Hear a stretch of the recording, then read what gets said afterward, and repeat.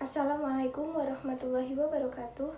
Yang terhormat, Ibu Wulan selaku dosen mata kuliah Linguistik Umum dan teman-teman yang berbahagia. Pertama-tama, marilah kita panjatkan puji syukur kehadirat Allah Subhanahu wa Ta'ala karena telah memberikan rahmat sehingga kita dapat berkumpul di sini. Perkenalkan, nama saya Faza Rizky Fauziah dengan NPM 2320301108 yang akan bertugas sebagai moderator dalam diskusi materi interpretasi kalimat dan sintaksis. Adapun anggota kelompok saya adalah Saya Nila Inayatul Husna dengan NPM 2320301067. Saya Zalfa Nurmunifah dengan nomor NPM 23203010069. Perkenalkan, saya Iza Nur Sabila dengan NPM 2320301087. Saya Asti Ananta dengan NPM 2320301107. Baik teman-teman, langsung saja kita mulai untuk penyampaian materi. Saya akan mempersilahkan untuk Zalfa menyampaikan materi yang pertama. Yang pertama adalah interpretasi kalimat. Pada interpretasi kalimat terdapat 3 poin, yaitu yang pertama ada representasi ambiguitas struktural, yang kedua ada penugasan peran tematik, dan yang ketiga adalah penafsiran kata ganti.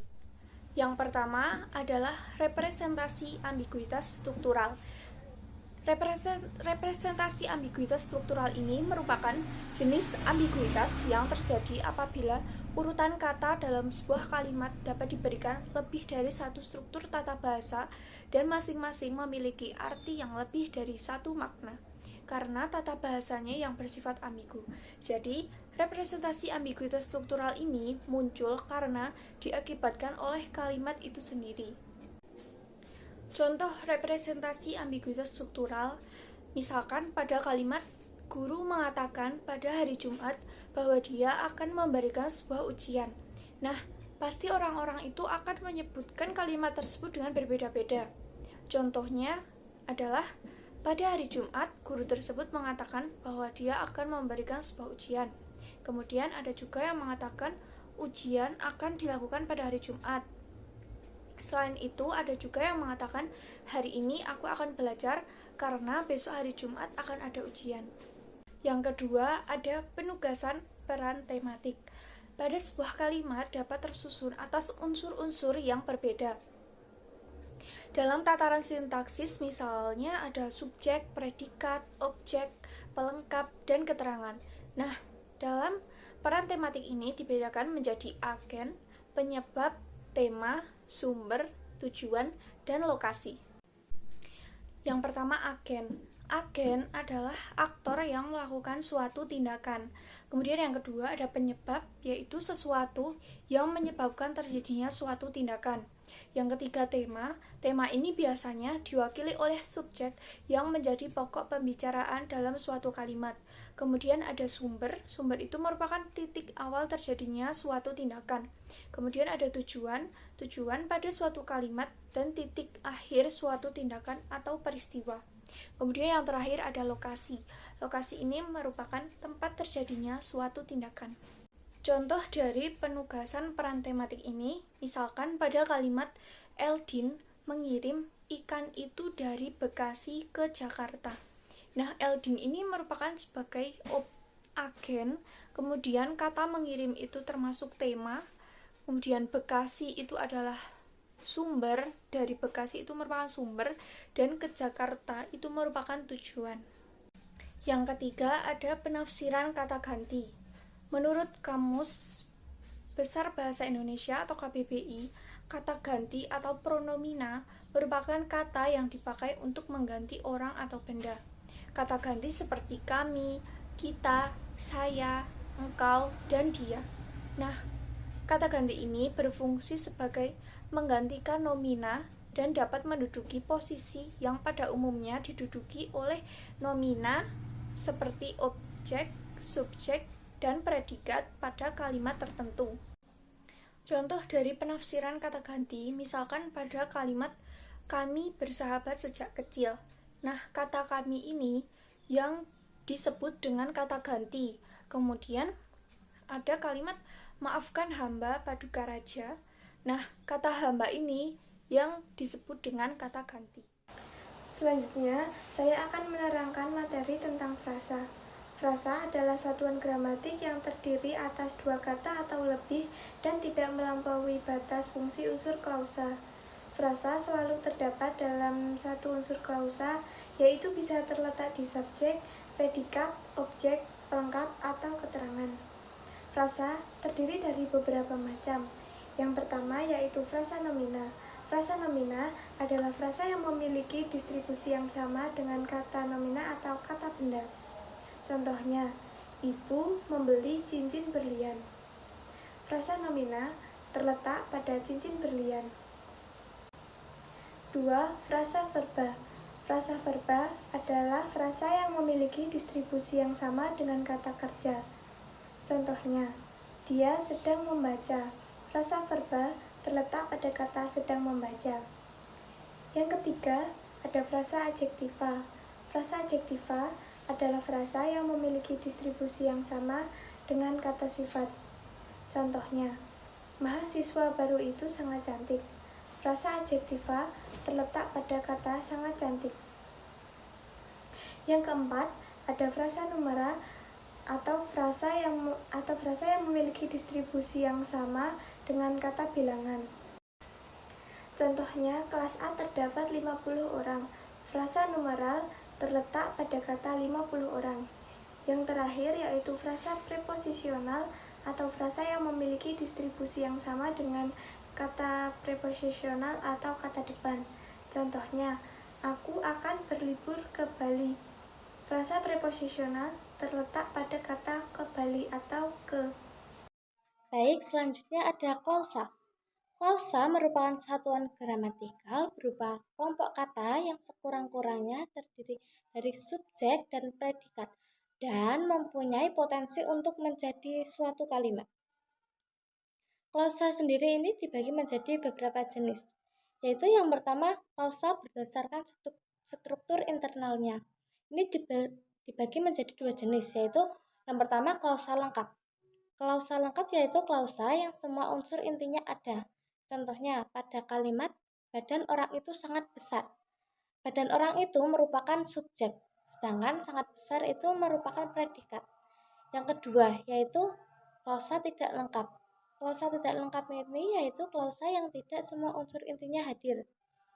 Biasanya yang ada hanya subjek dan predikat saja. Contohnya, pada kalimat sedang bermain-main. Selanjutnya ada klausa berdasarkan ada tidaknya unsur negasi. Ini juga dibagi menjadi dua, yaitu yang pertama klausa positif. Klausa positif yaitu klausa yang ditandai dengan tidak adanya kata negatif yang mengaktifkan predikat. Contohnya pada kalimat kakak berlibur ke Jepang. Yang kedua yaitu klausa negatif. Klausa yang ditandai dengan adanya kata negatif yang mengaktifkan predikat. Kata negatif yaitu kata tidak, tak, tiada, bukan, belum, dan jangan. Contohnya, pada kalimat kakak tidak berlibur ke Jepang. Kata tidak ini merupakan negatifnya. Selanjutnya, klausa berdasarkan kategori frasa yang menduduki fungsi predikat. Yang pertama yaitu klausa nominal. Klausa yang predikatnya berupa frasa yang termasuk kategori frasa nomina. Contohnya, dia seorang polisi. Nah, yang kedua yaitu klausa verbal. Klausa yang predikatnya berupa frasa yang termasuk kategori frasa verbal. Contohnya pada kalimat ibu sedang membeli sayur di pasar. Yang ketiga yaitu klausa adjektival. Klausa adjektival yaitu klausa yang predikatnya berupa frasa yang termasuk kategori frasa adjektival. Contohnya, adikku sangat gemuk. Selanjutnya yang keempat yaitu klausa numeral. Klausa numeral yaitu klausa yang predikatnya berupa frasa yang termasuk kategori numeralia. Contohnya, mahasiswa ada 10 orang. 10 itu termasuk kategori numeralia. Yang kelima yaitu ada klausa preposisional. Klausa preposisional yaitu klausa yang predikatnya berupa frasa yang termasuk preposisional. Contohnya, pada kalimat sepatu itu di bawah meja. Selanjutnya ada klausa berdasarkan potensi untuk menjadi kalimat. Ini dibagi menjadi dua jenis, yaitu klausa bebas. Klausa bebas yaitu klausa yang dapat terdiri sendiri menjadi kalimat. Yang kedua yaitu klausa terikat, yaitu klausa yang tidak dapat berdiri sendiri sebagai kalimat. Contohnya, pada kalimat berikut terdiri atas satu klausa bebas dan satu klausa terikat. Contoh kalimat yaitu kami datang sebelum pertunjukan dimulai. Pada klausa bebas, kami datang. Klausa terikat yaitu sebelum pertunjukan dimulai. Selanjutnya adalah kalimat. Kalimat merupakan konstruksi gramatikal yang terdiri atas satu atau lebih klausa yang ditata menurut pola tertentu dan dapat berdiri sendiri sebagai satu kesatuan. Ciri-ciri unsur kalimat. Ciri-ciri yang pertama adalah ciri-ciri subjek. 1. Subjek selalu mendahului predikat. 2. Jawaban atas pertanyaan apa dan siapa. 3. Berupa kata benda, frase bendaan, dan kata ganti. 4. Disertai kata itu, ini, dan tersebut. 5. Didahului kata bahwa. 6. Tidak didahului dengan preposisi. 7. Mempunyai keterangan pewatas yang. 8. Batas antara subjek dan predikat dapat diberi kata pemisah seperti jadi, menjadi, atau merupakan. Ciri yang kedua yaitu ciri predikat. 1. Predikat merupakan jawaban atas pertanyaan mengapa dan bagaimana. 2. Secara morfologis, predikat sering ditandai dengan prefiks me, di, dan ber. 3. Predikat disertai kata adalah, menjadi, jadi, atau merupakan. 4. Predikat dapat diingkari. 5. Predikat dapat disertai kata keterangan aspek. 6. Predikat dapat disertai kata keterangan modalitas. 7. Predikat dapat didahului dengan kata yang. 8. Fungsi predikat menyatakan pernyataan, perintah, dan pertanyaan. Untuk ciri selanjutnya akan disampaikan oleh teman saya, yaitu Mbak Iza. Objek adalah konstituen kalimat yang kehadirannya dituntut oleh predikat yang berupa verba transitif pada kalimat aktif. Contohnya, yang A membutuhkan kehadiran objeknya Adi mengunjungi, jadi Adi mengunjungi Pak Rustam. Yang B tidak membutuhkan kehadiran, Adi berkunjung. Yang selanjutnya pelengkap. Pelengkap sering dicampur adukan dengan objek. Ada perbedaan antara objek dengan pelengkap, yaitu 1. Objek berwujud nomina atau klausa. Contohnya, ia mempelajari matematika.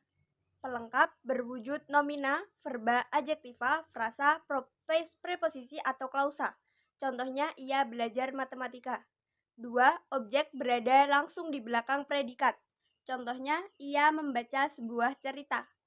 Pelengkap berada langsung di belakang predikat jika tidak ada objek dan di belakang jika ada objek.